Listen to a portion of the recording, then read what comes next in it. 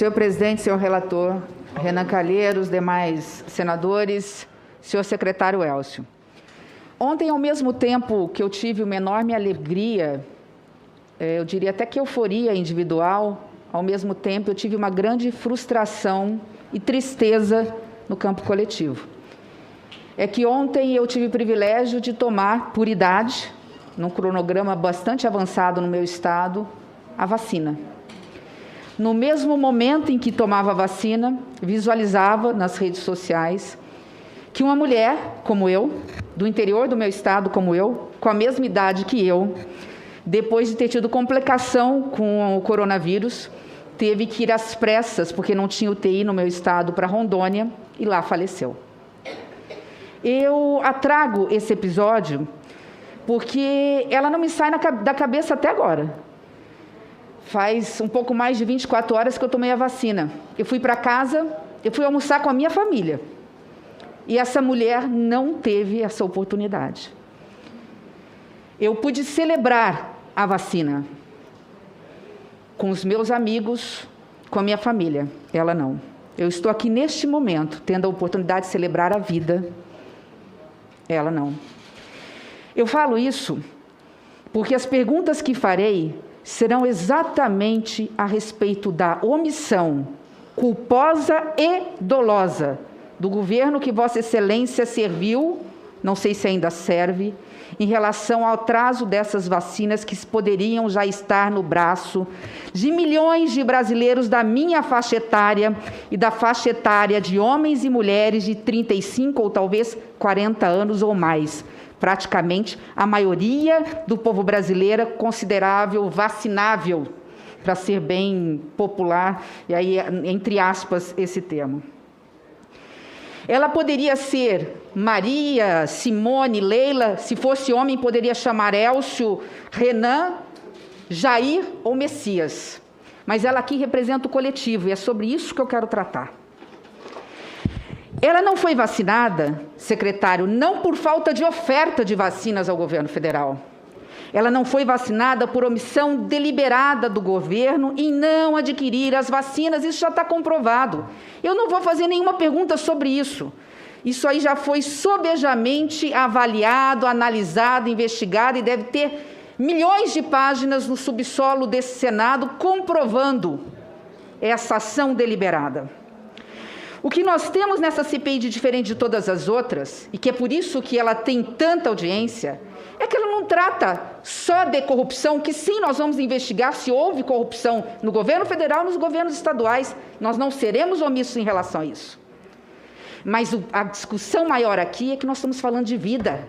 De doentes, de UTI, entubados, eles não esperam para dizer, será que eu posso, será que eu não posso? Em medidas de emergência, em momento de emergência, eu fui gestora. Faça-se, pega-se o celular, conversa com o Tribunal de Contas da União, eu vou comprar vacina da Pfizer, posso me responsabilizar sem ser imputada a responsabilidade pessoal do meu patrimônio numa ação criminal? Ligue para o presidente do Supremo Tribunal Federal.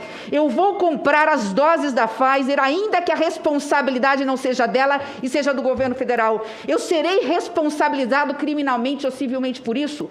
Qual é a autoridade, qual é o órgão fiscal, qual é o órgão de controle, qual é o órgão judicial que diria isso? Todos diriam, comprem pelo amor de Deus.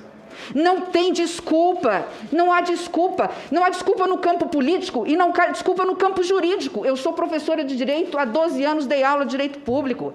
Não há crime de responsabilidade no comprar vacinas que ainda estão em fase 3. Há crime de responsabilidade, crime jurídico, crime civil, crime penal na omissão, porque há um preceito constitucional que diz que o direito à vida e à saúde é um direito fundamental, um direito social, e é nossa responsabilidade garantir essa saúde e a vida dessas pessoas. Então eu não tenho dúvida quanto à materialidade. Houve omissão do governo federal e vamos investigar se houve do governo estadual. Agora, a dúvida que nós temos, que é essa pergunta que nós temos que dirigir à Vossa Senhoria, é de quem é a responsabilidade, porque ela não é só de uma única pessoa e não é só de um único órgão. A questão em ser investigada, portanto, é da materialidade.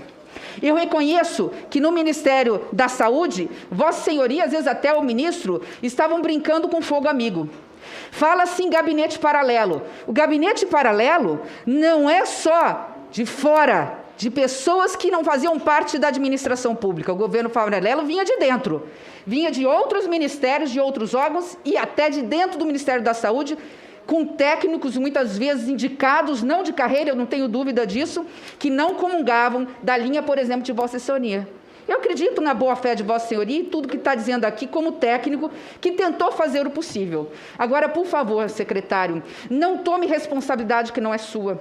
Diga a verdade aqui e exponha os fatos com clareza. Nós estamos vendo nas suas respostas que Vossa Senhoria fez o que podia dentro do limite, até da hierarquia, né, tão importante para o Exército Brasileiro e para as Forças Armadas, que até isso, esse governo teve a capacidade de arranhar na sua credibilidade. As Forças Armadas do Brasil são a grande referência das instituições brasileiras. É aquela que nos defende na nossa soberania nacional e que nos protege quando nós mais precisamos. Até esse medo hoje nós temos de insubordinação mediante um fato que deveria ser punido e não foi por falta de coragem de quem deveria fazê-lo.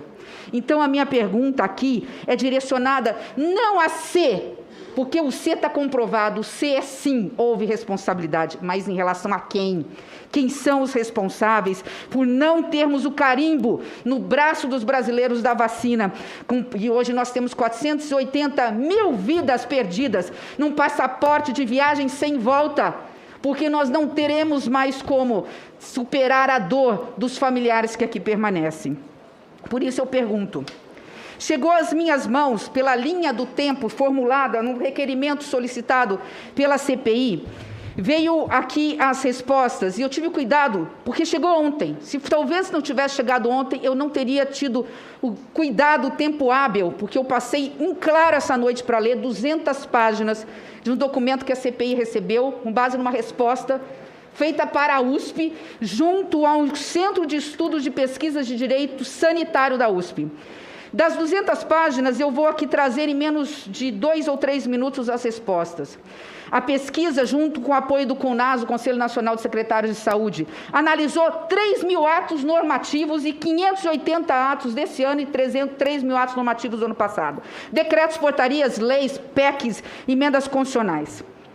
Dentre tudo, a conclusão: há confluência entre a consciência dos atos e omissões praticados e a vontade de praticá-los. Há coerência entre o que se diz e o que se faz e o que se quer alcançar. Entre tantas coisas, a hipótese, sim, de procedência da existência de uma estratégia federal de disseminação da Covid, numa tese de imunidade de rebanho, não por vacina, mas de imunidade de rebanho coletiva por contágio ou contaminação em massa. Isso tem outro nome. A meu ver, isso é assassinato. Essa disseminação dessa imunidade natural, ela foi feita por diversas formas. Incitar a população a ir para a rua, a tomar remédios que se não tem procedência, para que pudéssemos sair logo dessa pandemia e depois voltar à vida normal. A banalizar as mortes, que só quem pega e só quem morre são os nossos idosos, como se fossem só, como se nós não tivéssemos o mesmo amor pelos nossos pais e pelos nossos avós. Pelos ataques à imprensa e ao jornalismo profissional, questionando dados oficiais a respeito da dimensão dessa pandemia. Não são 477 mil, são, entre aspas, apenas 270 mil, baseado em documento falso, já comprovadamente falso, cujo responsável já foi punido pelo Tribunal de Contas da União, e citado nós sabemos por quem. A pergunta é: para quê? Por quê? E o documento responde: porque há um objetivo aqui. O objetivo era, na imunidade de rebanho, através de fake news, estimular as pessoas a irem para as ruas e para que nós pudéssemos nos livrar da pandemia. Chega ao ponto no final aqui dele esclarecer claramente que há um dia muito importante, que acho que a CPI já abordou, que foi no dia 28 de outubro de 2020, lá na Câmara dos Deputados, em audiência pública realizada, um detalhamento supostamente científico dessa estratégia, a pedido do líder do governo, não vou citar o nome. Não ocorreu mudança nem mesmo quando o país virou pária internacional, quando nós viramos o epicentro, quando nós perdemos o controle da vida das pessoas. Enfim, chega a dizer dos efeitos do discurso das autoridades federais no comportamento da população. Eu vou repetir: os efeitos dos discursos das autoridades federais no comportamento das pessoas, estimulando a aglomeração e provocando aglomeração. Qual é a conclusão? A incitação, eu vou ler entre aspas, a incitação ao contágio tem como principais pilares a disseminação da falsa crença que existe um tratamento precoce para a doença e o constante estímulo ao desrespeito massivo das medidas sanitárias básicas, como distanciamento físico e uso de máscaras, agravada pela banalização do sofrimento e da morte. E aí, sobre o uso de máscaras, vem a minha primeira pergunta. O Ministério da Saúde era consultado oficialmente ou extraoficialmente sobre projetos do governo federal, sobre não só as portarias do próprio Ministério, mas decretos baixados pelo presidente da República a respeito de política sanitária no combate à pandemia? Que eu tenha conhecimento, não. Nem para as nossas portarias, nem com relação a essas informações. Com relação a portarias de fronteira, por exemplo, nós éramos ouvidos na Casa Civil e outros temas, que eu não me recordo agora, que nos chamavam para discutir na Casa Civil. Então, desses 3.000 atos normativos do ano passado e os mais de 500 atos, relator Renan, dos 3.500 atos normativos, decretos, portarias, projetos de lei, medidas provisórias e até emenda constitucional, o Ministério da Saúde, no que se refere à pandemia, não era cotidianamente ouvido no sentido da validade, da conveniência, da oportunidade, do mérito desses atos? Os que eu tenho conhecimento e que eu participei com técnicos do Ministério foram portarias sobre controle de fronteiras, abertura de aeroportos, medidas provisórias de abertura de recursos, discussão como a COVAX Facility e discussões como a encomenda tecnológica. Se Vossa Senhoria está lembrando, contando nos dedos, eu apontei 3.500 atos normativos e projetos que foram apresentados, então, Vossa Senhoria, aqui, e agradeço pela sinceridade, pela verdade, como eu disse, eu confio na sensibilidade de Vossa Senhoria, que Vossa Senhoria não fazia parte desse gabinete paralelo, confirma a conclusão que vou chegar. Se não foi chamado, não era chamado para opinar, acredito eu que nem mesmo dos projetos de iniciativa do Congresso Nacional, quando os projetos eram do Congresso Nacional relacionados à pandemia. Muitas vezes, senadora, chegavam por intermédio da assessoria parlamentar para nós nos pronunciarmos. E houve pronunciamento do Ministério por notas técnicas que eram encaminhados para a sanção de leis, veto de algum artigo. Pois bem, assim. Veja, secretário, no pico da primeira onda, presidente, senador Humberto, no pico da primeira onda, em julho, um deputado federal apresentou um projeto sobre uso de máscara. Ele foi vetado parcialmente, relacionado a estabelecimento comercial. Os estabelecimentos comerciais eram obrigados a dar gratuitamente máscaras para seus funcionários. Foi sancionado. Foram vetados alguns dispositivos, veio no último dia para o Congresso Nacional. Depois de 3 dias, fora do prazo do veto, veio um novo veto.